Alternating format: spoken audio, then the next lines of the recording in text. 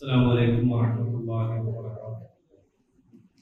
الحمد لله رب العالمين.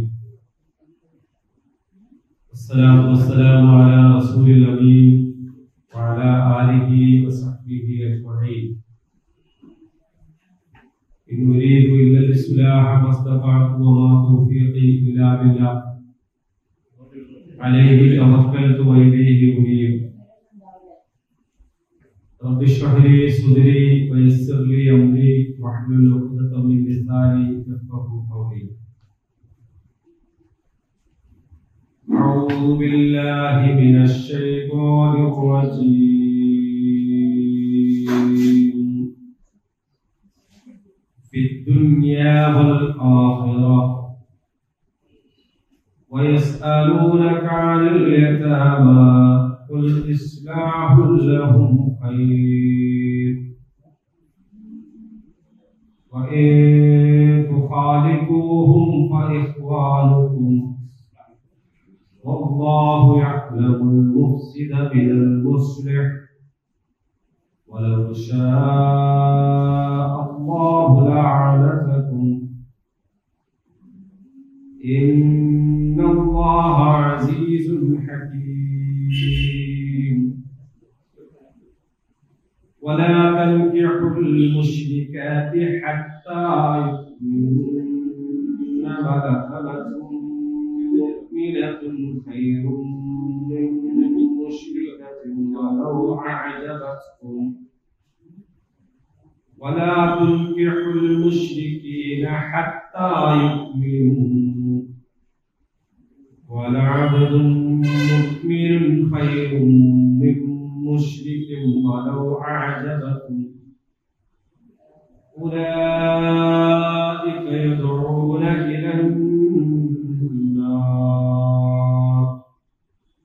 والله يدعو إلى الجنة والمغفرة بإذنه ويبين آياته للناس لعلهم يتذكرون.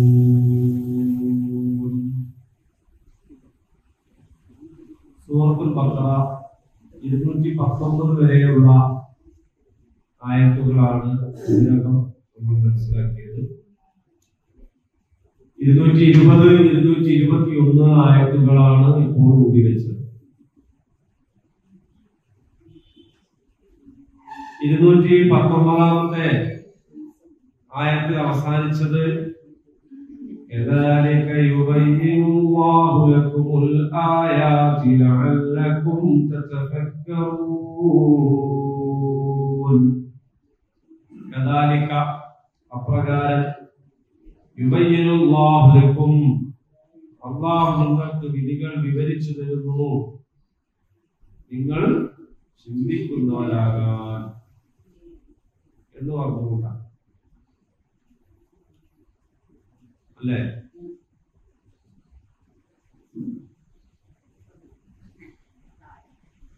അപ്പൊ നിങ്ങൾ ചിന്തിക്കുന്നവരാകാൻ പറഞ്ഞിട്ടാണ് നിർത്തിയത്. ഇവിടെയാണെങ്കിലോ തുടങ്ങുന്നത് തന്നെ ഫിദ്ദുന്യാ വൽ ആഖിറ എന്ന് പറഞ്ഞുകൊണ്ടാണ്. എന്താ കാര്യം എന്ന് ചോദിച്ചാല് ആയത്ത് അവസാനിച്ചെങ്കിലും അതിന്റെ വാക്കിന്റെ തുടർച്ച ഇവിടെയാണ് ചെന്ന് നിൽക്കുന്നത്. സാധാരണ കവിതകളിൽ പദ്യങ്ങളിലൊക്കെ നമുക്ക് കാണാറുള്ളതാണ്. ഒരു വരിയിൽ ഒരു വാക്കിന്റെ പാതിയിൽ നിർത്തിയിട്ട് അടുത്ത വരിയിൽ ആ വാക്ക് പൂർത്തിയാവുന്നതൊക്കെ സാധാരണമായി കാണുന്ന കാര്യമാണ്. ഒരു കവിതയുടെ ഒരു രീതിയാണത്. അങ്ങനെയാണെങ്കിൽ ഇവിടെ പറയുന്നത് എന്താണ്?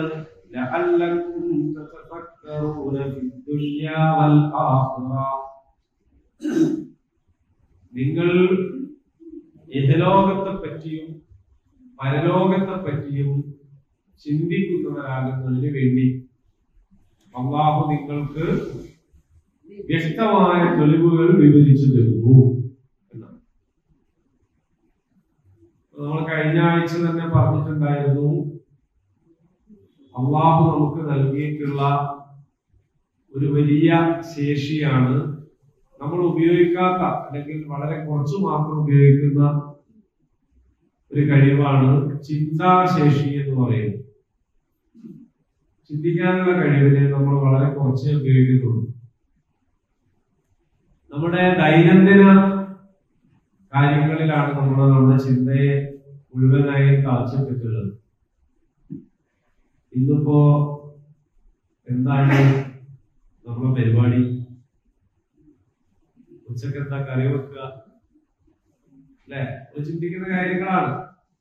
ചിന്തിക്കുകയും വേണം. അതൊക്കെ ഭക്ഷണം കഴിക്കാൻ നേരത്ത് കറി ഒക്കെ കാണോ? കറി വെക്കണ നേരത്തെ ചിന്തിക്കണം. ഇന്ന് ഉച്ചക്ക് എവിടെ പോകാനുള്ളത്? ഇന്നത്തെ കല്യാണത്തിനൊക്കെ നമ്മൾ പോവാ, ആരൊക്കെ പോവാ, അല്ലെ? ഒക്കെ നമ്മൾ ചിന്തിക്കുന്ന കാര്യം തന്നെയാണ്. പക്ഷേ അതൊക്കെ നമ്മുടെ ദൈനംദിന കാര്യങ്ങളാണ്, ഡെയിലി റൂട്ടീൻസ്. അത് നമ്മള് ചിന്തിക്കേണ്ടത് തന്നെയാണ്. പക്ഷെ നമ്മുടെ ചിന്താശേഷി അതിൽ ഒതുങ്ങിപ്പോകരുത്.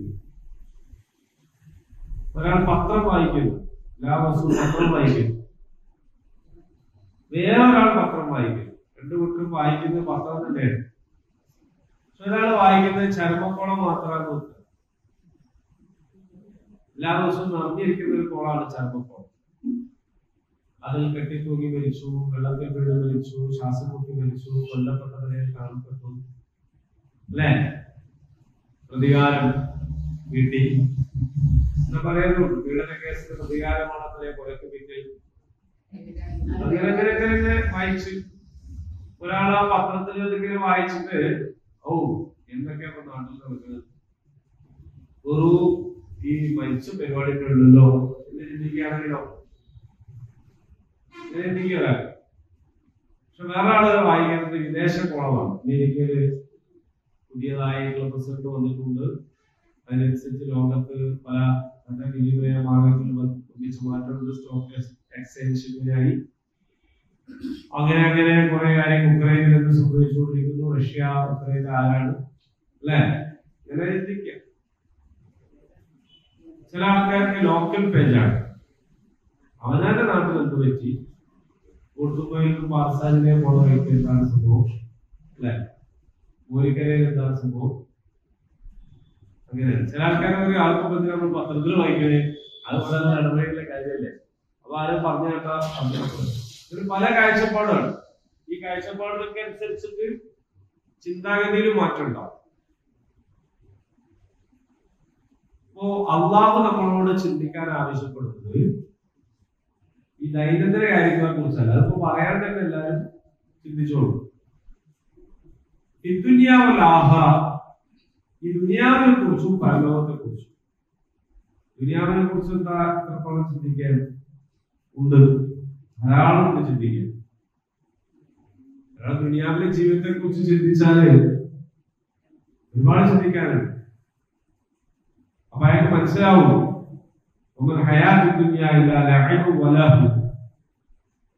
ദുനിയാവിലുള്ള ഈ ജീവിതം എന്ന് പറയുന്നത് വളരെ മോശമല്ലാണ്ട് വേറൊന്നല്ല, ഒരു തരം കളിയാണ് എന്ന് മനസ്സിലാവും. എന്നാലും ചിന്തിച്ചാൽ മനസ്സിലാവും. അപ്പൊ ഇതിന് കൊടുക്കേണ്ട ഒരു വിലയെ കൊടുക്കേണ്ടുള്ളൂ. ഇതിന് കാണേണ്ടത്ര ഒരു കാര്യത്തിലേ ഇതിന് കാണേണ്ടുള്ളൂ. ഇതിനപ്പുറത്തേക്ക് കണ്ട കാര്യമില്ല. അങ്ങനെ ആവുമ്പോഴാണ് അയാൾ പരലോകത്തെ കുറിച്ച് ചിന്തിക്കുക. പരലോകം എന്ന് പറയുന്ന ഒരു സംഗതി പരലോകം. അപ്പോൾ പരലോകത്തെ കുറിച്ച് ചിന്തിക്കുക. അപ്പൊ നിങ്ങൾക്ക് വ്യക്തമായ തെളിവുകൾ നൽകിയിട്ടുള്ളത് എന്തിനാണെന്ന് ചോദിച്ചാൽ ഈ ലോകത്തെ കുറിച്ചും പരലോകത്തെ കുറിച്ചും ചിന്തിക്കുന്നതിന് വേണ്ടിയാണ് എന്നർത്ഥം. നിങ്ങൾ അങ്ങനെ ചിന്തിച്ചോളൂല്ലേ?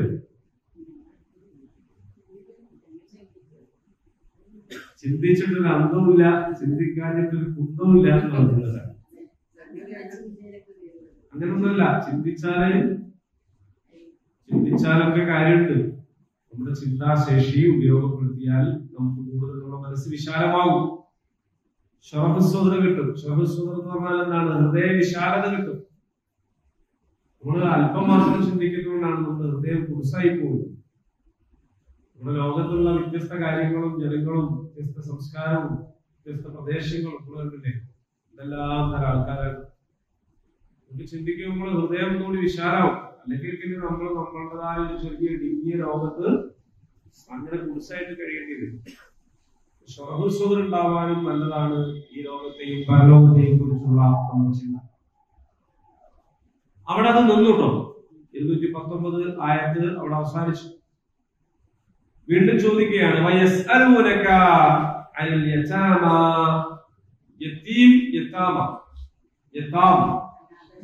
അനാഥകൾ.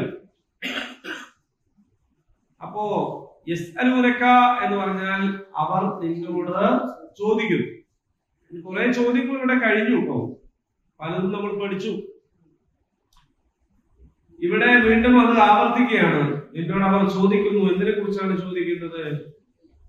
ചന്ദ്രന്റെ മാറ്റത്തെ കുറിച്ച് ചോദിച്ചു കഴിഞ്ഞു. എന്താണ് ചെലവഴിക്കേണ്ടതെന്ന് ചോദിച്ചു കഴിഞ്ഞു.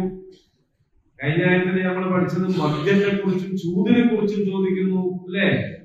അതൊക്കെ എന്താണ് അതിന്റെ കാര്യങ്ങളൊക്കെ നമ്മൾ പറഞ്ഞു. ഇനി ചോദിക്കുന്നത് അനാഥരെ കുറിച്ച് ചോദിക്കുന്നു. അനാഥകളെ പറ്റി ചോദിക്കുന്നു. ഇങ്ങനെ ചോദിക്കാനുള്ള ഒരു കാരണം എന്താണ്? പ്രത്യേകിച്ച് യുദ്ധത്തെ കുറിച്ചൊക്കെയാണ് പറഞ്ഞു കഴിഞ്ഞത് അല്ലെ? യുദ്ധത്തില് സ്വാഭാവികമായിട്ടും എന്തുണ്ടാവും? യുദ്ധത്തില് മരണം ഉണ്ടാവൂലേ? അപ്പോൾ അനാഥനുണ്ടാകും. ആരാണ് യത്തീം എന്ന് പറഞ്ഞാല്? യത്തീം എന്ന് പറഞ്ഞാൽ അനാഥൻ. ശരി, അത് ആരാണ്? വാപ്പല്ലാത്തവരൊക്കെ യത്തീമാ? അപ്പൊ കൈവത്തിച്ചോളി, യത്തീം മക്കളൊക്കെ കൈവത്തിച്ചോളി.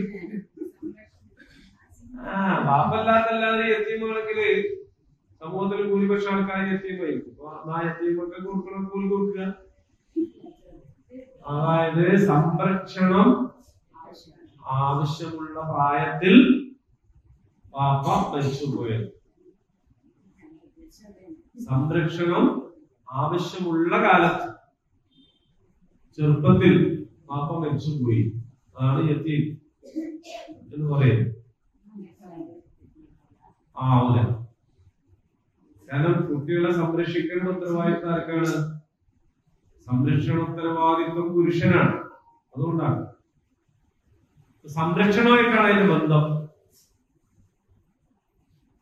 അപ്പോ ഒരുപാട് ആൾക്കാര് ഇപ്പൊ നമ്മുടെ JDT ഇസ്ലാം ഓർഫനേജ് ഒക്കെ തുടങ്ങിയതിന്റെ ഒരു പശ്ചാത്തലം എന്തായിരുന്നു?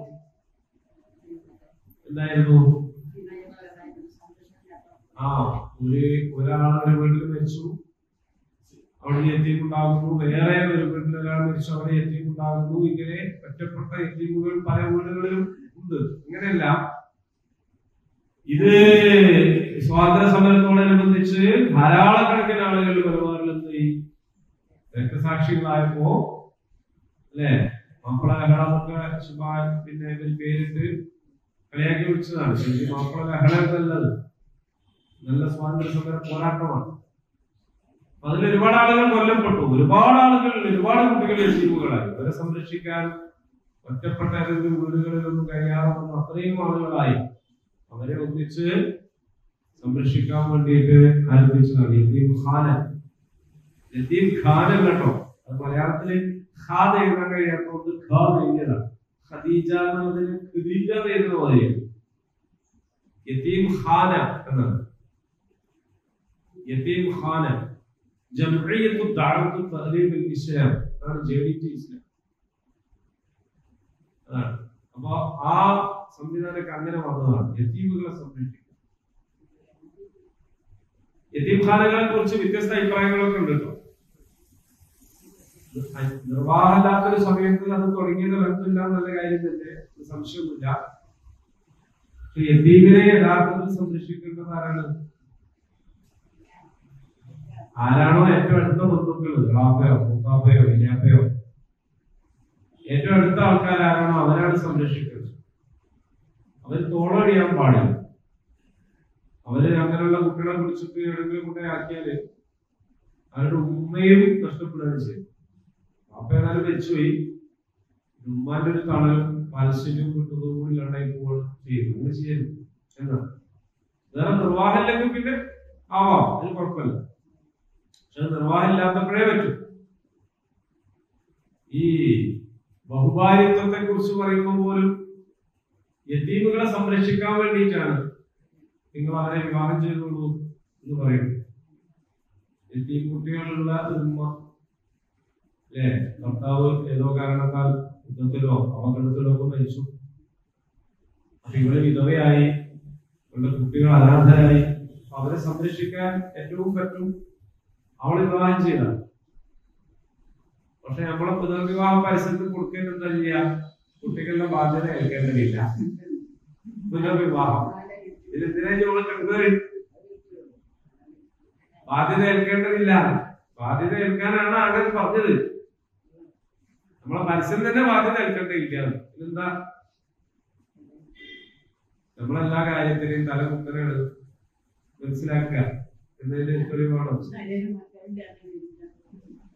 മക്കളുണ്ട് എന്ന് പറഞ്ഞിട്ട് വരണം എന്നാണ്. ആ മക്കളെ നോക്കാനും അവരെ സംരക്ഷിക്കാനും വേണ്ടിയിട്ടാണ് ഈ സംവിധാനം. അപ്പോ യതീം എന്ന് പറയുന്നത് ഒരു സാമൂഹിക ഉത്തരവാദിത്തമാണ് എന്ന് നമ്മൾ മനസ്സിലാക്കുക. യതീം എന്ന് പറയുന്നത് ഒരു സാമൂഹിക ഉത്തരവാദിത്തമാണ്. ഒരു സെന്റർ ഷെൽട്ടർ, മുസാഫിർ ഖാന, കരിപ്പൂർ എയർപോർട്ടിന്റെ അടുത്ത് മുസാഫിർ ഖാന ഉണ്ട്. അതായത് യാത്രക്കാരുടെ ഒരു സത്രം, അതുപോലെ യതീമുകളുടെ ഒന്ന്, അങ്ങനെ ഉള്ള സംവിധാനമാണ്. അപ്പോ പറഞ്ഞു വന്നത് എന്തേലും, അപ്പൊ യതീമുകൾ ഒരു പ്രശ്നമായി.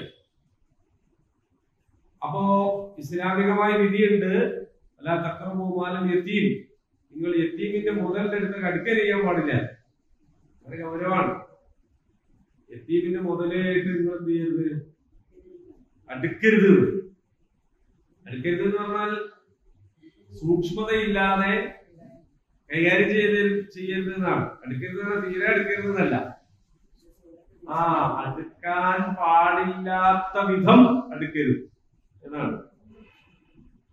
അപ്പൊ ഇത് ചില ചോദ്യങ്ങളെ ഉയർത്തി, പലതരത്തിലുള്ള ചോദ്യങ്ങളും ഉണ്ടായി. കാരണം യതീം മക്കൾക്ക് സ്വത്തുണ്ടാവും. പാപ്പ മരിച്ചു, പാപ്പാന്റെ സ്വത്തുണ്ട്. ഈ സ്വത്ത് എങ്ങനെ കൈകാര്യം ചെയ്യണം എന്നൊരു പ്രശ്നം വന്നല്ലോ. ഈ സ്വത്ത് എങ്ങനെ കൈകാര്യം ചെയ്യും? അപ്പൊ അവിടെ നോക്കുമ്പോ ചില സംശയങ്ങൾ ഉണ്ടായി. എന്താ സംശയം? പിന്നെ ഈ സ്വത്തുക്കള് മറ്റുള്ള കുട്ടികളുടെ സ്വത്തിന്റെ കൂടെ അല്ലെ കുടുംബക്കാരുടെ സ്വത്തിന്റെ കൂടെ ഇത് തമ്മിൽ ചേരാൻ പാടുണ്ടോ ഇല്ലേ? ഇത് കൈകാര്യം ചെയ്യുന്ന ആൾക്കാർക്ക് നേരിടുന്ന ഒരു പ്രശ്നമാണല്ലോ. ഇപ്പോ യതീം കുട്ടിക്ക് ഭക്ഷണം ഉണ്ടാക്കുന്നു, അല്ലാത്ത കുട്ടികൾക്കുള്ള ഭക്ഷണം ഉണ്ടാക്കും. ചില ആൾക്കാർ എന്നിട്ട് അവർക്ക് വേറെ പാത്രം വാങ്ങി, ഇവർക്ക് വേറെ പാത്രം. കാരണം ഇത് രണ്ടും തമ്മിൽ കൂടിക്കലരാതിരിക്കാൻ വേണ്ടി. അങ്ങനെ യതീമിന് ഭക്ഷണം ഉണ്ടാക്കിയിട്ട് ബാക്കിയാൽ എന്ത് ചെയ്യും? ബാക്കിയായാലും പിന്നെ അത് തിന്നാൻ പറ്റുമോ? അല്ലാതെ കളയാൻ പറ്റുമോ? ഒരു പ്രശ്നമല്ലേ? അറിയണമെന്നുള്ളവർക്ക് പ്രശ്നമല്ലേ? അറിയണമെന്നില്ലാത്തവർക്കൊന്നും പ്രശ്നമല്ല, എന്തും ആവാം. അറിയണമെന്നുള്ളവരെ സംബന്ധിച്ച് ഇതൊക്കെ ഒരു പ്രശ്നമാണ്. എന്താ ചെയ്യേണ്ടത്? എന്താക്കണം? അപ്പൊ നമ്മളിപ്പോ ചിലപ്പോ നമുക്ക് ഇങ്ങനെ തോന്നും, പിന്നെ ഓർക്ക് പ്രത്യേകം വെക്കാനാ പോലെ നമ്മള് വെച്ചാലും ഓർക്ക് കൊടുത്താൽ പോലെ. അപ്പൊ ഒരേ നോക്കാൻ ഉള്ളവർക്ക് കുഴപ്പമില്ല. ആ രണ്ടാൾക്ക് രണ്ട് പായ വേണം കിടന്നുറങ്ങാൻ. അതിന് ഓലുള്ള പായ പിടിക്ക് തന്നെ വാങ്ങി കൊടുത്താൽ പോരെ എന്ന് ചോദിക്കാം. ഒരു വായന വാങ്ങാൻ പാങ്ങില്ലാത്തൊരു കാലത്ത് പക്ഷെ ആ ചോദ്യം ഇല്ല. ഇപ്പൊ നമുക്ക് അതെല്ലാം ചോദിക്കാം. ഇപ്പോഴത്തെ നമ്മളുടെ ഒരു ജീവിത അവസ്ഥ എന്ന് പറയുന്നത് എന്താണ്? ഇപ്പൊ എന്തുകൊണ്ടാണ് ചെരുപ്പ് കുഞ്ഞികളെ കാണാത്തത്? എന്താ കൊടാന്നാക്കണവരെ കാണാത്തത്? അത്യപൂർവമല്ലേ കൊടാന്നാക്കണവരുള്ളൂ. മുമ്പ് അങ്ങനെയല്ലല്ലോ. എന്താ? അപ്പൊ ആരാ നന്നാക്കാൻ പോണത്? നന്നാക്കാൻ പോലില്ല. ചെരുപ്പ് തുന്നാൻ ആരാ പോണത്? ആദ്യം ഹവായി ചെരുപ്പിന്റെ അടിയിൽ പിന്നു കുത്തി വെക്കുന്ന ഒരു കലാപരിപാടി ഇല്ലായിരുന്നു. ആ സ്ക്രാപ്പ് മാറ്റും. സ്ക്രാപ്പ് വാങ്ങുന്നതിന് മുമ്പ് ചെയ്തിരുന്ന പണിയാണ് ആ മൂക്ക് കുറച്ച് താഴോട്ടാക്കി വലിപ്പിക്കും. അപ്പൊ അങ്ങനെല്ലാം ആയിരുന്ന ഒരു കാലത്ത് നിങ്ങൾക്ക് വേറൊന്ന് വാങ്ങിക്കൊടുത്താ പോരെ എന്ന് ചോദിക്കുന്നതിൽ അർത്ഥമല്ല. ഒരു എത്തിയും കുട്ടിയുണ്ട്, ആ കുട്ടിക്ക് പഠിക്കണം. അപ്പൊ പഠിക്കുമ്പോ നല്ല ഫീസ് കൊടുത്തിട്ട് പഠിക്കണം. അപ്പൊ ആ കുട്ടിനെ മംഗലാപുരത്തുള്ള സുള്ളിയിലുള്ള അല്ലെങ്കിൽ കർണാടകയിലെ ഏതോ ഒരു വിദ്യാഭ്യാസ സ്ഥാപനത്തിൽ ചേർക്കാൻ വേണ്ടിയിട്ട് പോവാണ്. അപ്പൊ പോകുമ്പോ അവന്റെ വണ്ടിക്കൂലി എടുക്കുന്നതിനെ സംബന്ധിച്ച് ആർക്കും തർക്കല്ല. ആ കുട്ടിക്ക് പഠിക്കാനാണ് അതിന്റെ കൂടെ പോണവന്റെ വണ്ടിക്കൂലി എന്താക്കും, മനസ്സിലായേ? അപ്പൊ ഇങ്ങനെയൊക്കെയുള്ള കുറെ സംശയങ്ങൾ ഉണ്ടായി. ഇവരെന്ത് ചെയ്യും? ഇനി ഇവരുടെ കാശുണ്ട്, ഈ കാശ് ഇങ്ങനെ വെറുതെ വെച്ചേക്കാൻ പറ്റൂല. അപ്പൊ അതുകൊണ്ട് അതിനെ ബിസിനസ്സിൽ ഇറക്കണം. അപ്പൊ ഇവരുടെ കാശ് ഷെയർ ആയിട്ട് എടുത്തു കഴിഞ്ഞാൽ ലാഭം വന്നാൽ അവർക്ക് കൊടുക്കുന്നതിനെ കുറിച്ച് തർക്കമല്ല. നഷ്ടം വന്നാൽ എന്ത് ചെയ്യും? അപ്പൊ നഷ്ടം വന്നാൽ എത്തിയും കുട്ടിന്റെ പൈസ നമ്മൾ നഷ്ടം വരുത്തിയാവൂലേ എന്നൊരു ചോദ്യം. അങ്ങനെ നഷ്ടം വന്നാലും നഷ്ടം നമ്മൾ വാങ്ങിച്ചു കൊടുക്കണം എന്നാണെങ്കിൽ പിന്നെ ഒരാൾ ഈ പൈസ ഷെയർ എടുക്കുവോ? അതില്ലല്ലോ. അങ്ങനെ പ്രശ്നം. അപ്പൊ ഇങ്ങനെയൊക്കെ കൂടി യതീം എന്ന് പറയുന്ന ഒരു സംഗതി എന്താണ്, എങ്ങനെയാണ് അതിനെ കൈകാര്യം ചെയ്യേണ്ടത് എന്നുള്ള കാര്യത്തിൽ സംശയം ഉണ്ടായപ്പോഴാണ് ചോദിച്ചത്. പറയുക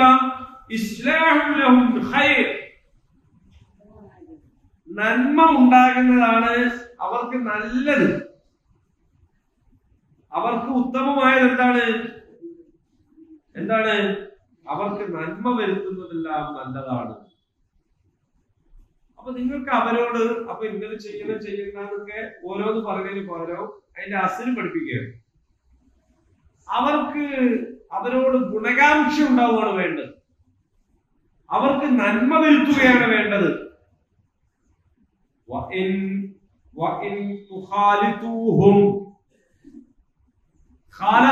എന്ന് പറഞ്ഞാൽ മലയാളത്തിൽ വന്നതും അത് തന്നെയാണ്. കലർത്തുക.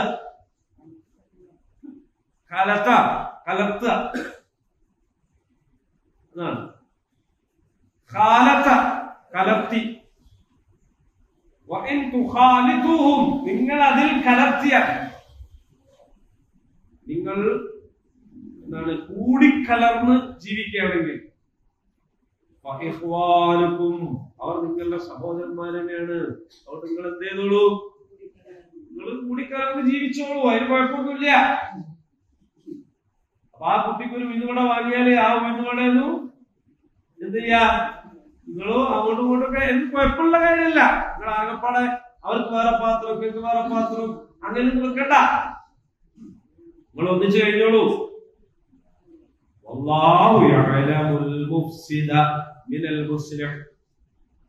ഉത്തരം പറയാണ്, അള്ളാഹു അറിയുന്നുണ്ട് അൽ മുഫ്സിദ്, നാശമുണ്ടാക്കുന്നവരെ, മിനൽ മുസ്ലിഹ്, നന്മ വരുത്തുന്നവരിൽ നിന്നും.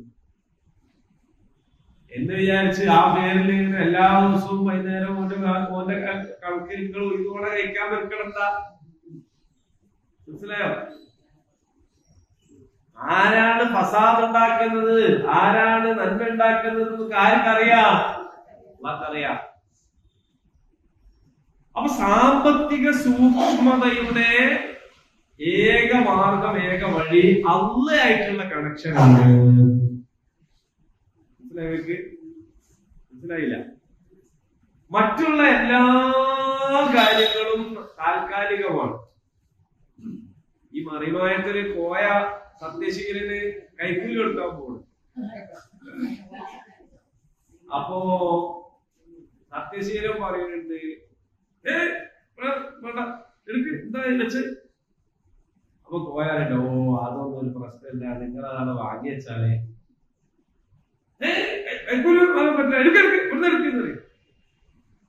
അതാവുമ്പോ നല്ല കാര്യമായി പോയത്. ഞാൻ നിങ്ങൾക്ക് കൊണ്ടുവന്ന നിങ്ങൾ വാങ്ങി വെച്ചാൽ മതി. അല്ല തന്നെ മനസ്സിന് പൈസ ഇല്ലാതെ നഷ്ടം ചേർക്കുമ്പോ കിട്ടിയ പൈസ വേണ്ടാന്നറിയാമോ?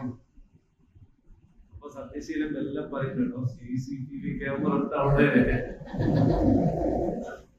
കൈക്കൂലി പറ്റായിട്ടല്ല, അത് ക്യാമറയിൽ കാണുന്നുള്ളതാണ് പ്രശ്നം. അതുകൊണ്ട് എടുക്കുക.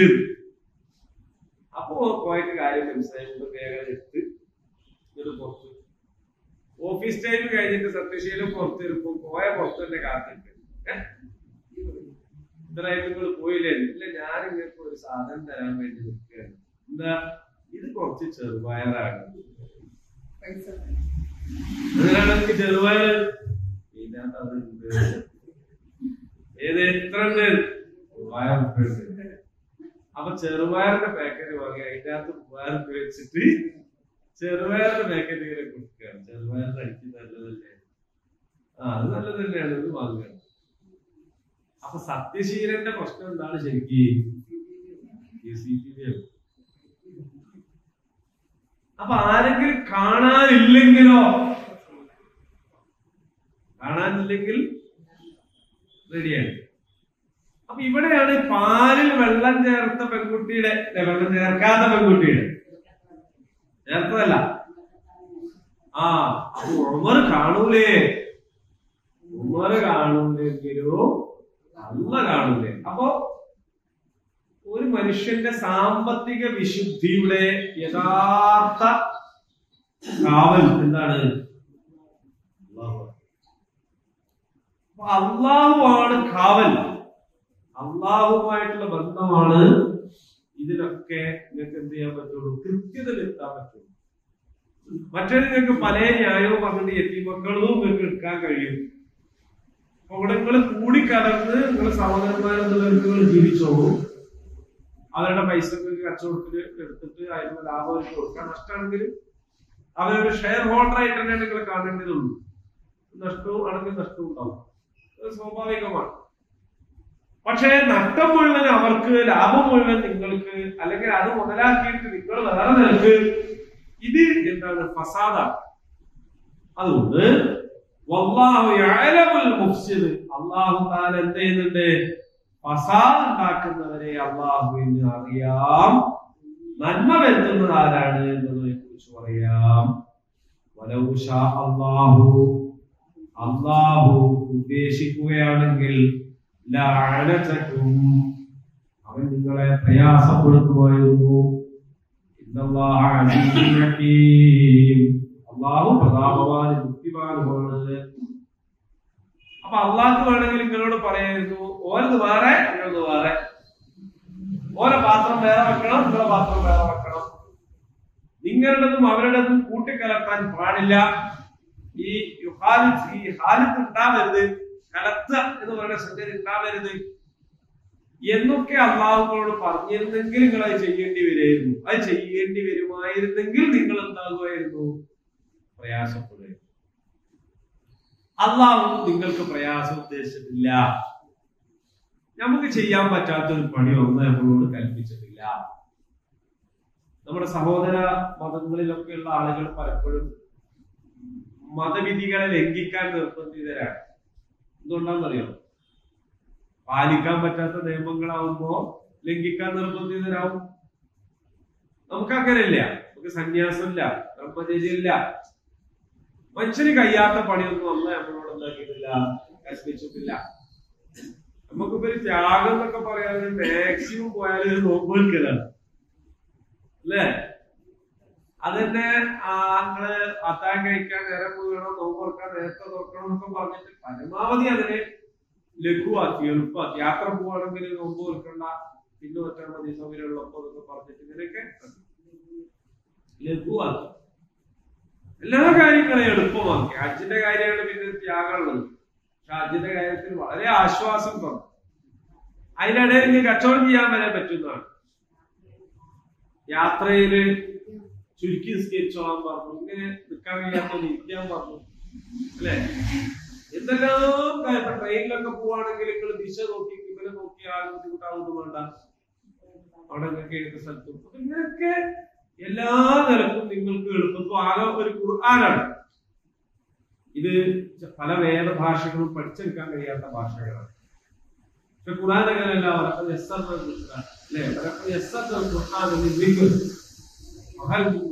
എളുപ്പമുള്ള മാർഗമാക്കി ഖുർആൻ പഠിക്കും. ഇങ്ങനെയൊക്കെ എളുപ്പമാണ്.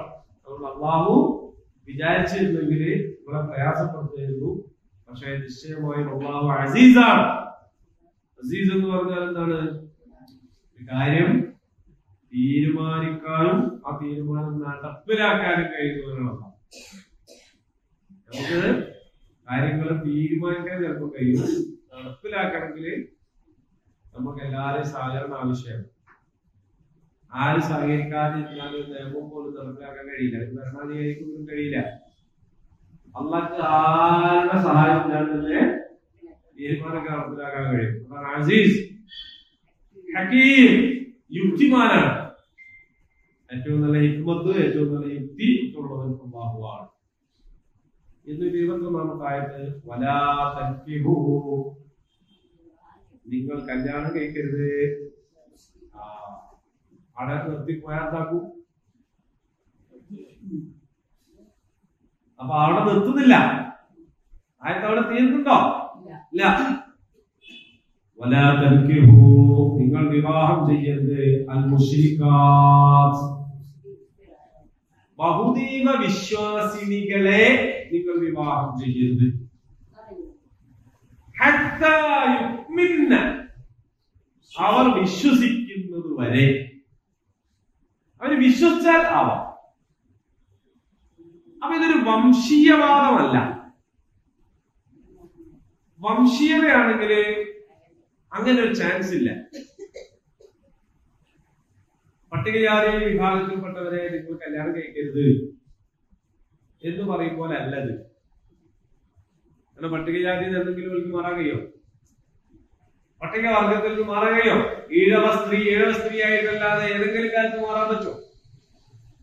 ജാതി ശ്രേണി മാറാൻ പറ്റില്ല. ഒരു കാലത്തും മാറൂല. ഒരു കാലത്തും മാറ്റാൻ കഴിയാത്തതാണ്. അങ്ങനെയുള്ള ഒരു വംശീയതയല്ല ഈ പറയുന്നത്. അതാണ് തൊട്ടുടനെ ഹത്താ യുഅ്മിൻ, അവർ വിശ്വസിക്കുന്നത് വരെ. അപ്പൊ ഇവിടെ ജാതി വംശം എന്നതല്ല, ആദർശം എന്നതാണ്. ഈ ഒരു പോയിന്റ്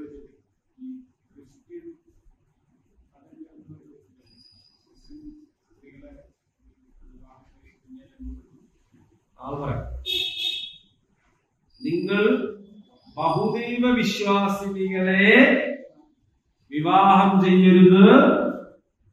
അവർ ബഹുദൈവ വിശ്വാസത്തെ വെടിഞ്ഞ് വിശ്വാസിനികളാകുന്നത് വരെ. അപ്പൊ ബഹുദൈവ വിശ്വാസിനികള് വിശ്വാസിനി ആയാൽ എന്ത് ചെയ്യാം? വിവാഹം ചെയ്യാം. അപ്പൊ ഇവിടെ പ്രശ്നം ജാതിയും മതവും വംശവും അല്ല, ആദർശം. ആദർശ വിവാഹമേ ഇസ്ലാം അംഗീകരിക്കുന്നുള്ളൂ. എല്ലാ വിവാഹത്തെയും വിവാഹം എന്നുള്ളവർക്ക് ഇസ്ലാം അംഗീകരിക്കുന്നുണ്ട് കേട്ടോ. ഏത് കല്യാണവും ഇസ്ലാം കല്യാണം എന്നുള്ളവർക്ക് അംഗീകരിക്കുന്നു. ഒരു ഹിന്ദുവിന്റെ കല്യാണത്തെ ഇസ്ലാം അംഗീകരിക്കുന്നുണ്ട്. ഹിന്ദുവിന്റെ കല്യാണം എന്നുള്ളത് താലി കെട്ടലും മാലയിടലും ഒരു തമ്മിൽ.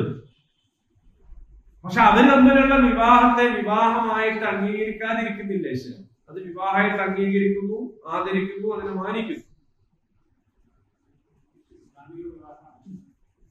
മുസ്ലിങ്ങൾ വിവാഹം ചെയ്യേണ്ടത് എങ്ങനെയെന്ന് വേറെ പഠിപ്പിച്ചു. അത് നിക്കാഹിലൂടെ ആയിരിക്കും. ഒരു ഹിന്ദുവിന്റെ വിവാഹം പൂജാരിയുടെ കാർമ്മികത്വത്തിൽ നിറപറയും നിലവിളക്കും ഒക്കെ ഉണ്ടായിക്കൊണ്ട് നടത്തുന്ന താലികെട്ട്, ഇതിനൊരു വിവാഹം എന്ന നിലയിൽ ഇസ്ലാം അംഗീകരിക്കുന്നുണ്ട്. എന്നതിന്റെ തെളിവ് എന്താണെന്ന് ചോദിച്ചാൽ, ഇവർ രണ്ടുപേരും പിന്നീട് ഇസ്ലാം സ്വീകരിച്ചാൽ വേറെ കല്യാണം കഴിക്കുകയില്ല. അപ്പൊ അവരെ രണ്ടാളെയും കല്യാണം ഏതാ? ഇല്ല, അവർ നിക്കാഹ് കഴിക്കണം. ഓരോ കല്യാണം അതന്നെ, കൊണ്ട് കഴിഞ്ഞ കല്യാണം. ഒരു വേറെ നിക്കാഹ് കഴിക്കേണ്ട ആവശ്യം. അതിൽ ഏതെങ്കിലും ഒരാൾ വിശ്വാസിയാവുകയും ഒരാൾ വിശ്വാസി അല്ലാതാവുകയും ചെയ്താൽ ആ കല്യാണം ക്യാൻസലാവും. അഗ്രിമെന്റ് ഇല്ല. കാരണം അല്ലാഹു തആലയുമായിട്ട് നടത്തുന്ന ഒരു അഗ്രിമെന്റ് ആണ് ഷഹാദത്ത്. ആ അഗ്രിമെന്റിന്റെ ശേഷമുള്ള അഗ്രിമെന്റ് ആണ് നിക്കാഹ്. ആ ഷഹാദത്ത് എന്ന എഗ്രിമെന്റ് പോയാൽ ഈ എഗ്രിമെന്റ് പോയി. അങ്ങനെയാണ്. അതേ സമയത്ത് ഇസ്ലാമിലേക്ക് രണ്ടുപേരും ഒന്നിച്ചു കടന്നു വന്നു, അവർക്ക് മക്കളൊക്കെ ഉണ്ട്, അപ്പൊ അവര് വേറെ നിക്കാഹ് കഴിക്കേണ്ട ആവശ്യമില്ല. പണ്ടത്തെ അതിന് മതി. അതിന് പള്ളിയിൽ വെച്ച് നടത്തിയതോ പോസ്റ്റ് ഓഫീസിൽ നടത്തിയതോ ഒക്കെ ആയിട്ട് എന്തെങ്കിലും ഒന്ന് വേണോ. ലിവിങ് ടുഗദർ അംഗീകരിക്കില്ല. ലിവിങ് ടുഗദർ എന്നാണ് ഓരോ കൂടെ നാളേക്ക് ഇന്നൊരു വേളി, നാളെ മറ്റൊരു വേളി, അല്ലെ മറ്റന്നാളും നാലാം നാളും വേറെ വേറെ വേളി കാളക്ക്. അതേപോലെ മനുഷ്യന് പറ്റില്ല. ഒരു അഗ്രിമെന്റ് ഉണ്ട്. ആ അഗ്രിമെന്റിന്റെ ഏത് രീതിയിൽ ആ അർത്ഥത്തിൽ ഇസ്ലാം അംഗീകരിക്കുന്നു എന്നാണ്. ഇസ്ലാമിനെ കുറിച്ച് മനസ്സിലാക്കാത്ത കാര്യങ്ങളാണ് ഇവിടെ പറയുന്നത്. നിങ്ങളൊരു മുഅ്മിനാണെങ്കിൽ മുഅ്മിനത്തിനെയാണ് കല്യാണം കഴിക്കുന്നത്. നിങ്ങൾ മുശ്രിക്കത്തിനെ കല്യാണം കഴിക്കരുത്, അവർ വിശ്വസിക്കുന്നത് വരെ. മുഅ്മിനത്തുൻ, ഇനി ഒരു അടിമപ്പെണ്ണ്, വിശ്വാസിനിയായ ഒരു അടിമപ്പെണ്ണാണെങ്കിൽ ഖൈർ, അതാണ് നല്ലത്. മിൻ മുശ്രിക്കത്തി, ബഹുദൈവ വിശ്വാസിനിയേക്കാൾ നല്ലത്. അത് പറഞ്ഞാൽ കുലമഹിമയുടെ അടിവേരർത്ഥുകളെ മനസ്സിലായോള്. തറവാടിത്വം, കുലമഹിമ, ഗോത്ര മഹിമ, ഇതിന്റെ അടിവേരർത്ഥം. കാരണം അടിമ സ്ത്രീയാണ് നിങ്ങൾക്ക് നല്ലത് ഒരു വലിയ തറവാടിത്തുള്ള മുശ്രിക്കത്തിനേക്കാൾ. അപ്പൊ ആദർശമാണ് പ്രധാനം, തറവാടും വീടും ഒന്നല്ല. ഇനി തിരിച്ചും പല ആഴ്ചക്കും അവൾ നിങ്ങളെ എത്ര കൗതുകപ്പെടുത്തിയാൽ, സൗന്ദര്യം കൊണ്ടോ അധികാരം കൊണ്ടോ തറവാടിത്വം കൊണ്ടോ ആരോഗ്യം കൊണ്ടോ സമ്പത്ത് കൊണ്ടോ എന്തോ കാര്യത്തിൽ അവൾ ഭയങ്കര മെച്ചപ്പെട്ട ഒന്നാണ് എങ്കിൽ പോലും ആ മെച്ചൊക്കെ ഒഴിവാക്കിയിട്ട് ആ മെച്ചൊന്നുമില്ലാത്ത ഒരു പെണ്ണ് അടിമപ്പെട്ടാണ്. പക്ഷെ മുഅ്മിനത്ത്, അപ്പൊ മാർക്ക് ഏതാണ് കൊടുക്കണ്ടേ? മുഅ്മിനത്ത് എന്നതിനാണ് മാർക്ക് കൊടുക്കേണ്ടത്. ഇനി വലാ തുൻകിഹു, നിങ്ങൾ കല്യാണം ചെയ്തു കൊടുക്കരുത് അൽ മുശ്രിക്കീന, ബഹുദൈവ വിശ്വാസികൾക്ക്, ഹത്താ യുഅ്മിനു, അവർ വിശ്വസിക്കുന്നത് വരെ. വലാ അബ്ദുൻ മുഅ്മിനുൻ, ഒരു അടിമയാണ് മുഅ്മിനായ ഒരു അടിമയാണ് ഖൈറുൻ മുഖ്തമൻ മിൻ മുശ്രിക്കീൻ, ബഹുദൈവ വിശ്വാസിയേക്കാൾ. വലോ അഅജബകും, അവൻ നിങ്ങളിൽ കൗതുകമുണർത്തിയാലും. തിരിച്ചു അങ്ങനെ തന്നെ. ഒരാണെടുത്തൽ എന്റെ തറവാടിയാണ്, സമ്പന്നനാണ്, ആരോഗ്യമുള്ളവനാണ്, അധികാരമുള്ളവനാണ്, കൃഷിയുണ്ട്, ഭൂമിയുണ്ട്, എല്ലാം ഉണ്ട്, ആദർശമില്ല.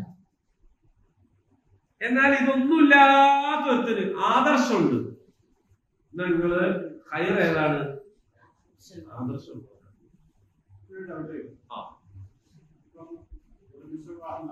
വിശ്രമം നടക്കുന്നില്ല.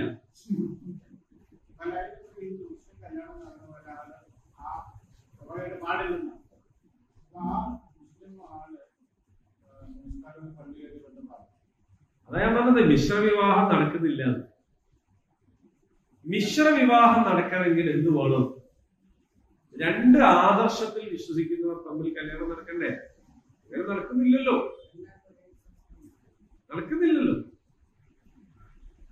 ഒരു മനുഷ്യൻ, ഒരു മുസ്ലിമായ മനുഷ്യൻ ഹിന്ദുവായ ഒരു പെണ്ണിനെ കല്യാണം കഴിക്കാനുള്ള സംഭവം നടക്കണില്ല. കാരണം ഓ മുസ്ലിം ആണെങ്കിൽ അപ്പൊ തന്നെ ഓന് ഇസ്ലാമിന്റെ വിവാഹം അല്ല ഓ നടത്തുന്നതെങ്കിൽ ഓന് മറ്റേ എഗ്രിമെന്റ് പോയില്ലേ? ആ എഗ്രിമെന്റ് പോയാൽ പിന്നെ ഈ എഗ്രിമെന്റ് എന്താ എന്ന് പറഞ്ഞാൽ, മതനിഷേധിയായ ഒരു പുരുഷൻ മതനിഷേധിയായ ഒരു പെണ്ണിനെ കല്യാണം കഴിക്കുന്നു. ഇതിനെവിടെയാ മിശ്രം? ഇതിൽ മിശ്രമൊന്നുമില്ല. കമ്മ്യൂണിസ്റ്റ് ആയ ഒരാണ് കമ്മ്യൂണിസ്റ്റ് ആയ ഒരു പെണ്ണിനെ കല്യാണം കഴിക്കുന്നു, അത് ആദർശ വിവാഹമാണ്. ഞാനൊരു രക്തഹാരം അങ്ങോട്ട് അണിയും, നീ ഒരു രക്തഹാരം അങ്ങോട്ട് അണിയും. വളരെ ലളിതമായി പണ്ട് ശ്രീനിവാസൻ കല്യാണിക്കാൻ പോയാൽ മതി. അപ്പോ വളരെ ഹരത്തില് പരിപാടിയാണ്. ഒരു ചോദ്യം കൂടി വേറെ ചോദിക്കണം. എന്ത് രസമുണ്ട് നോക്കുകള്.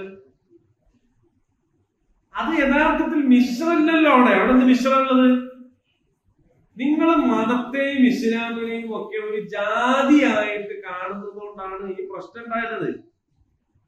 നമ്പൂരിന്റെ മോൻ നമ്പൂരിയാണ പോലെ, മുസ്ലിമിന്റെ മോൻ മുസ്ലിം ആവുമെന്ന് വിചാരിക്കുമ്പോഴാണ് നിങ്ങൾ ഈ ചോദ്യം തന്നെ വരുന്നത്. കാരണം മിശ്ര വിവാഹം KN കുഞ്ഞമ്മദ് സബിത എന്ന് പറയുന്ന പെണ്ണിനെ കല്യാണം കഴിച്ചു. അപ്പൊ നമ്മൾ വിചാരിക്കുകയാണ് KN കുഞ്ഞമ്മദ് എന്ന് പറയുന്ന മുസ്ലിം, സബിത എന്ന് പറയുന്ന ഹിന്ദുവിനെ. സബിത ഹിന്ദു അല്ല, KN മുസ്ലിം അല്ല. അവര് മതത്തെ ഒഴിവാക്കി മതരഹിത ജീവിതം നയിക്കുന്ന ആൾക്കാരാണ്. നല്ല മനുഷ്യനാണ്, നമുക്ക് ഇഷ്ടമാണ്, ആദർശവാദിയാണ്, സത്യസന്ധനാണ്, അവർക്കൊക്കെ നല്ല മനുഷ്യനാണ്.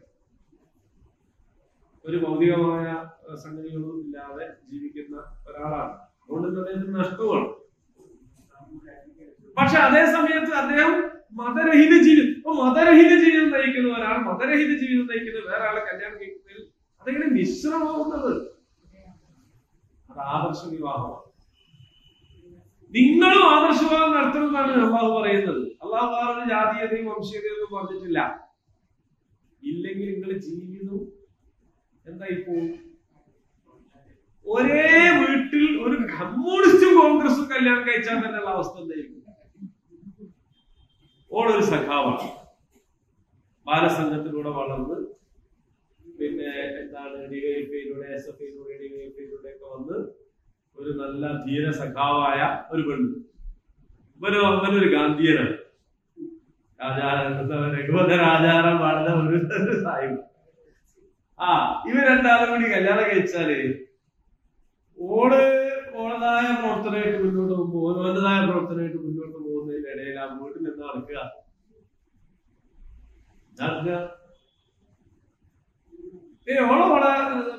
ഓളെ സ്വാതന്ത്ര്യമാണ്, ഞാൻ എന്റെ പ്രവർത്തനത്തിന്റെ സ്വാതന്ത്ര്യമാണെന്ന് വെച്ചാല് അത് പുറത്തേക്ക് പറയാന്നല്ലാതെ അത് എന്താ സംഭവിക്കുക അവിടെ? അപ്പൊ ഇത് സാധ്യമല്ലാത്തൊരു കാര്യമാണ്. ആദർശം രണ്ടായാൽ കഴിയില്ല, സാധിക്കൂല. ഇനിയിപ്പോ നിങ്ങൾ മതവും ജാതിയും ഒന്നും വേണ്ടെന്ന് വിചാരിക്കുക. ജാതി മതം മാത്രമല്ല, രണ്ട് ജീവിത കാഴ്ചപ്പാടുകൾ വേറെ നിലക്ക് ചിന്തിക്കുക. അവർ തന്നെ സംഘർഷമായിരിക്കൂലേ? ചെലവഴിക്കുന്നിടത്ത് സൗന്ദര്യ സങ്കല്പം, രണ്ട് സൗന്ദര്യ സങ്കല്പമുള്ള ആൾക്കാരാണ് വിചാരിക്കുക. എന്താ ചെയ്യാ? പെട്ടില്ലേ? പിന്നെ അഡ്ജസ്റ്റ്മെന്റ് ആണ്. അഡ്ജസ്റ്റ്മെന്റ് എന്താണ്? ഒരാളങ്ങ് സഹിക്കുക പ്രശ്നമല്ല എന്ന് പറഞ്ഞാൽ ഒരാൾ സഹിക്കാം, ഒരാൾ സഹിക്കല്ലേ പെണ്ണ് സഹിക്കും. അങ്ങനെ സഹിച്ചങ്ങ് തീരും. അതിന് നിൽക്കണ്ട. നിങ്ങൾ എന്ത് ചെയ്തോളി? ആദർശ വിവാഹമാണ് ചെയ്യേണ്ടത്. അപ്പൊ ഒരു മുഅ്മിനാണെങ്കിൽ മുഅ്മിനെ തന്നെ കല്യാണം കഴിക്കുക, മുശ്രിക്കിനെ തന്നെ കെട്ടിച്ചു കൊടുക്കുക. നിങ്ങൾ വേറെ എന്തെല്ലാം കൗതുകം അവളിൽ കണ്ടാലും അവനിൽ കണ്ടാലും നിങ്ങളെ നിൽക്കരുത്. ഇനി വേറെ രണ്ട് പ്രയോഗങ്ങളെ കുറിച്ച് നിങ്ങൾ ശ്രദ്ധിക്കുക. ഈ ആയത്തിൽ തന്നെ ആദ്യം പറഞ്ഞത് വലാ തൻകിഹൂ എന്നാണ്, നിങ്ങൾ കല്യാണം കഴിക്കരുത് എന്നാണ്. പിന്നെ പറഞ്ഞത് വലാ തുൻകിഹൂ എന്നാണ്, നിങ്ങൾ കല്യാണം കഴിച്ചു കൊടുക്കരുത്. ആണുങ്ങളോട് പറഞ്ഞത് നിങ്ങൾ കല്യാണം കഴിക്കരുത് എന്നാണ്. പെണ്ണുങ്ങളെ വിഷയം വന്നപ്പോ പെണ്ണുങ്ങളെ നിങ്ങൾ കല്യാണം കഴിക്കരുത് എന്നല്ല പറഞ്ഞത്, പെണ്ണുങ്ങളെ കല്യാണം കഴിപ്പിച്ചു കൊടുക്കരുത്. അപ്പൊ പെണ്ണ് എന്ന് പറഞ്ഞാൽ എങ്ങനെയാണ്? കല്യാണം കഴിക്കേണ്ട ആളല്ല, കഴിപ്പിക്കപ്പെടേണ്ട ആളാണ്. അതായത് പെണ്ണ് എന്ന് പറഞ്ഞാൽ സ്വന്തം കല്യാണം കഴിക്കുന്ന ഒരു അവസ്ഥ ഇല്ല. പെണ്ണ് എന്ന് പറയുന്നത് സ്വന്തം പോയി കല്യാണം കഴിക്കുന്ന അവസ്ഥ ഇല്ല. ആണാണ് സ്വന്തം കല്യാണം കഴിക്കേണ്ടത്. പെണ്ണോ? പെണ്ണിനെ കഴിപ്പിച്ചു കൊടുക്കുന്നത്. അതങ്ങനെ അതായത് പെണ്ണിന്റെ ഒരു വലിയുണ്ട്. ആരാണ് വലിയ? പെണ്ണിന്റെ വാപ്പ അല്ലെങ്കിൽ ആങ്ങള, ഇല്ലെങ്കിൽ വാപ്പന്റെ സ്ഥാനത്ത് ഉള്ള വല്യാപ്പയോ മൂത്താപ്പയോ എളാപ്പയോ. ഇതൊക്കെയാണ് വലിയ എന്ന് പറയുന്നത്. ആ വലിയ വരനായ ഒരാൾക്ക് ഈ പെണ്ണിനെ ഏൽപ്പിച്ചു കൊടുക്കരുത്. ആ വരൻ ഇവളെ ത്വലാഖ് ചൊല്ലിയാൽ അല്ലെങ്കിൽ ഇവൾ അവനെ ഫസ്ക് ചൊല്ലിയാൽ എന്തായാലും ബന്ധം മുറിഞ്ഞാൽ ആ വിലായത്ത് റിട്ടേൺ അടിക്കും. എങ്ങോട്ട് വരും? ഇതിന് വാപ്പന്റെ അടുത്തേക്ക് വരും. ഇത് വാപ്പന്റെ വരും. ഇങ്ങനെ ഒരു വിലായത്ത് ഉണ്ടാവണം. അപ്പൊ വലിയ ഇല്ലാത്തൊരു പെണ്ണാണെങ്കിലോ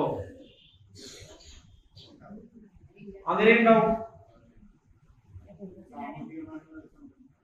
അപ്പോ ഭരണാധികാരിയാണ് വലിയ. അപ്പൊ ഭരണാധികാരി ഇല്ലാത്തടത്താണെങ്കിലോ ഭരണാധികാരി ഇല്ലാത്തടത്ത് ഭരണാധികാരി ചെയ്യേണ്ട പണികൾക്ക് വേറെ പലതും ചെയ്യുന്നുണ്ടല്ലോ. ഉദാഹരണം, മാസം ഉറപ്പിക്കേണ്ടത് ഇസ്ലാമിൽ ഭരണാധികാരിയാണ്. നമ്മുടെ നാട്ടില് ഭരണമില്ലാത്തതുകൊണ്ട് നമ്മൾ നോമ്പ് ഉൾക്കാട്ടിട്ടില്ലല്ലോ. കുത്തുബ നിർവഹിക്കേണ്ടത് ഭരണാധികാരിയാണ്. നമ്മൾക്ക് ഭരണമില്ലെങ്കിലും കുത്തുബകളൊക്കെ ഉണ്ടല്ലോ. ഇത് താൽക്കാലിക സംവിധാനങ്ങൾ വെച്ചിട്ട് നമ്മൾ ചെയ്യാണ്. ആ സംവിധാനത്തിനെതിരും അപ്പൊ ഖാദി എന്ന് പറയുന്ന ഒരാളപ്പോ നിലവിൽ വരും. ഇപ്പൊ യഥാർത്ഥത്തിൽ ഖാദിയെ നിയമിക്കേണ്ടത് ആരാണ്? ഖലീഫയാണ്. ഖിലാഫത്ത് ഉണ്ടെങ്കിലേ ഖാദിനെ നിയമിക്കാൻ പറ്റും. നമ്മുടെ നാട്ടില് ഖലീഫല്ല, ഖാദി. യത്തീംഖാനയിലുള്ള അതിന്റെ അധികാരിയായിരിക്കും അവിടുത്തെ വലിയ. അതിന് ഇനി ഇങ്ങനൊന്നും അല്ലാത്തൊരു സാഹചര്യത്തിൽ പെണ്ണിന് അവളുടെ വിലായത്ത് ഒരാളെ ഏൽപ്പിക്കാവുന്നതാണ്. അങ്ങനെ ഒരു വകുപ്പ്. അപ്പൊ ആദ്യം അത് നടത്തണം. പെണ്ണ് അവൾക്ക് വിശ്വസ്തനായ ഒരു പുരുഷനെ സ്വയം ഏൽപ്പിക്കും എന്ന് പറഞ്ഞാൽ നിങ്ങളാണ് എന്റെ വലിയ, എന്റെ രക്ഷാധികാരികളാണ്. എങ്കിൽ പിന്നെ അയാൾക്ക് നിക്കാഹ് കൊടുക്കാം.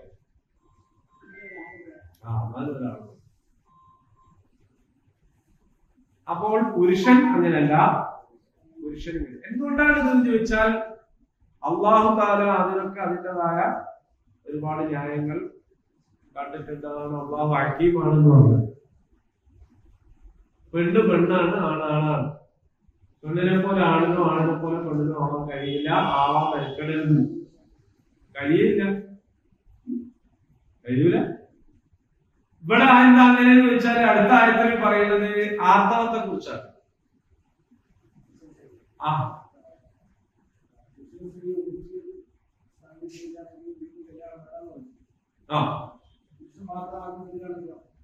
വരികയാണെങ്കിൽ വിവാഹം വേണം. അതായത് ഈ എഗ്രിമെന്റിൽ ജീവിക്കുന്ന ഭാര്യയും ഭർത്താവും അതിൽ ഏതെങ്കിലും ഒരാൾ ആദർശമാറ്റം സംഭവിക്കുന്നതോട് കൂടിയിട്ട് അവരുടെ വിവാഹം കട്ടാവും. പിന്നെ വരികയാണെങ്കിൽ രണ്ടാളും ഷഹാദത്ത് ചൊല്ലണം. രണ്ടാൾക്ക് പുതിയ നിക്കാഹാവും. കാരണം മറ്റേത് കട്ടായി.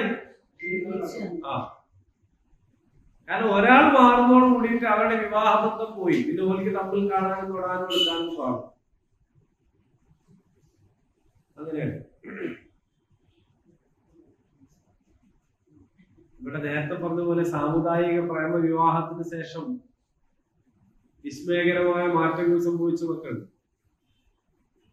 അതായത് ഒരു ചങ്ങായി പിന്നെ ഒരു ഹിന്ദു സമുദായത്തിലെ പെണ്ണിനെ കല്യാണം കഴിച്ചു. മുസ്ലിം സമുദായത്തിലെ പുരുഷൻ ഹിന്ദു സമുദായത്തിലെ പെണ്ണിനെ കല്യാണം കഴിച്ചു. Register marriage. അങ്ങനെ ഓള് ഹിന്ദുവായിട്ടും ഓ മുസ്ലിമായിട്ടും തന്നെ ജീവിച്ചു പോകണം, സുഖമായിട്ട് ജീവിച്ചു പോകണം. അപ്പൊ അതിന്റെ ഇടയില് ഓള് തന്റെ കുടുംബക്കാരെല്ലാരെയും കാണുകയൊക്കെ ചെയ്യുന്നു. അങ്ങനെ കണ്ടും പരിചയപ്പെട്ടും ഒക്കെ ഓൾക്ക് ഇസ്ലാമിനെ കുറിച്ച് പഠിക്കണമെന്ന് തോന്നി. അതിനോട് ഇസ്ലാമിനെ കുറിച്ച് പഠിച്ചു. അതിനോട് ഇസ്ലാം സ്വീകരിച്ചു.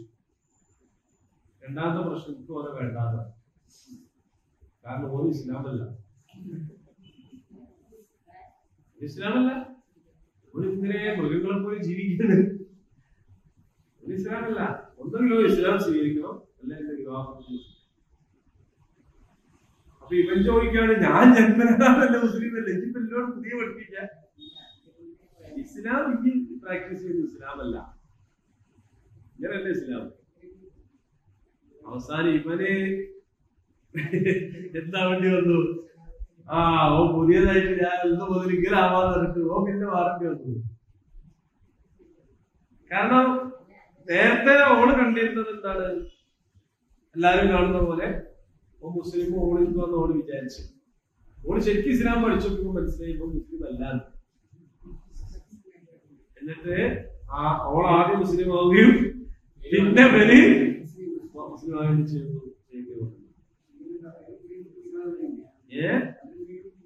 അല്ലല്ല, പിന്നെ സാങ്കേതികമായ ഒരു സംഗതി. അതെന്താന്ന് വെച്ചാല് ശരീഅത്ത് എന്ന് പറയുന്നതിന്റെയും ദീൻ എന്ന് പറയുന്നതിന്റെയും സംഗതി. ദീൻ എന്ന് പറയുന്നത് അടിത്തറയും അടിസ്ഥാനവുമാണ്. ശരീഅത്ത് എന്ന് പറയുന്നത് ആ ദീനിന്റെ അടിസ്ഥാനത്തിൽ ഉണ്ടാവുന്ന നിയമമാണ്. ആ ഇസ്ലാമിന്റെ ആദ്യ സന്ദർഭങ്ങളിൽ ഭാര്യ ഭർത്താക്കന്മാരിൽ ഒരാൾ ഇസ്ലാം സ്വീകരിച്ചാൽ അതോടുകൂടി അവരുടെ വിവാഹബന്ധം വേർപെടുമായിരുന്നില്ല. ആദർശമാറ്റത്തിന്റെ ഒരു ആദ്യ കാലഘട്ടത്തിൽ. പിന്നീട് അവരിൽ മറ്റുള്ള ആളും കൂടി ഇസ്ലാം സ്വീകരിച്ചു വരണമെന്നേ ഉള്ളുവായിരുന്നു, നമുക്ക് ജീവിക്കായിരുന്നു. അപ്പോ പക്ഷേ ശരീഅത്ത് പൂർണ്ണമാവുകയും ഇസ്ലാമിക നിയമം അതിന്റെ പരിപൂർണതയിൽ എത്തുകയൊക്കെ ചെയ്യുമ്പോഴാണ് ഇത്തരം കാര്യങ്ങളിൽ കൂടുതൽ വ്യക്തതയും കൃത്യതയൊക്കെ ഉണ്ടാവുക. പിന്നെ ഒരു സമൂഹത്തിന്റെ ജീവിതക്രമം അതിന്റെ കൃത്യതയിലേക്ക് അടിസ്ഥാനപ്പെടുമ്പോൾ അതിന് മാറ്റം. അങ്ങനെ പിന്നെ ക്രൈസ്തവരായ ആളുകളും ജൂതന്മാരായ ആളുകളും തമ്മിൽ ചെറിയ വ്യത്യാസമുണ്ട്. അത് എന്താണെന്ന് ചോദിച്ചാൽ നേരത്തെ പറഞ്ഞ സാധനം, മുസ്ലിങ്ങൾക്ക് അഹ്ലുൽ കിതാബിൽപ്പെട്ടവരെ വിവാഹം ചെയ്യാം, പെൺകുട്ടികളെ.